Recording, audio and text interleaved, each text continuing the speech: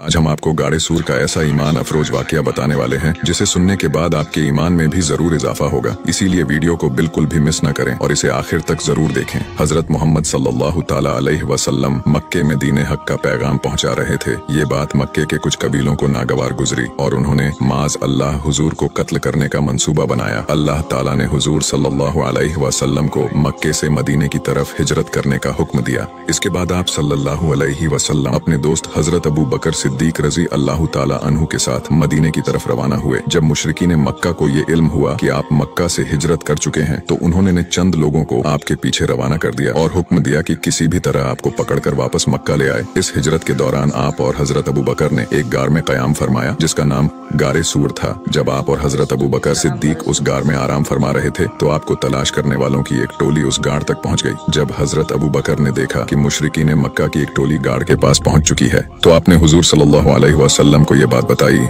इस पर हुजूर ने कहा कि ऐ अबू बकर फिक्र मत करो, अल्लाह रब्बुल इज्जत की मदद हमारे साथ है, हमारा परवरदिगार हमारी हिफाजत फरमाएगा। इसके बाद अल्लाह रब्बुल इज्जत ने एक मकड़ी के जरिए अपने महबूब और सिद्दीक अकबर की हिफाजत फरमाई और उस मकड़ी ने गार के मुंह पर अपना जाल बुन दिया, जिससे मुशरिकीन मक्का को लगा कि गार के अंदर कोई नहीं है। उनमें से एक शख्स ने कहा कि गार के अंदर जाकर देखो, लेकिन उसके साथियों ने कहा कि वो लोग गार के अंदर नहीं गए, क्योंकि अगर गार के अंदर कोई दाखिल होता तो ये मकड़ी का जाल टूट चुका होता, इस तरह सही सलामत नहीं रहता। इसके बाद मुशरिकीन मक्का मायूस होकर लौट आए और ये ऐलान करवा दिया कि जो शख्स मोहम्मद और अबू बकर को गिरफ्तार या कत्ल करें उसे 100 ऊंट इनाम में दिए जाएंगे। आप सल्लल्लाहु अलैहि वसल्लम और सिद्दीक अकबर रदी अल्लाह ताला अन्हु 3 दिनों तक उस गार में रहे और इसी दौरान हजरत अबू बकर के बेटे हजरत अब्दुल्लाह भी आते जाते रहते। हजरत अब्दुल्लाह उस वक्त कम उम्र थे मगर हालात को समझने वाले थे। रात होते ही वो गार में आ जाते और मुशरिकीन मक्का की सारी बातें आप दोनों को बता दिया करते। हजरत अब्दुल्लाह के अलावा हजरत अबू बकर के एक गुलाम और आपकी बेटी अस्मा रदी अल्लाह ताला अन्हु भी गार में आती जाती और आपको खाना पहुंचाती। इन तीनों के अलावा गार का पता किसी और को नहीं था। 3 दिन गुजरने के बाद आप सल्लल्लाहु अलैहि वसल्लम ने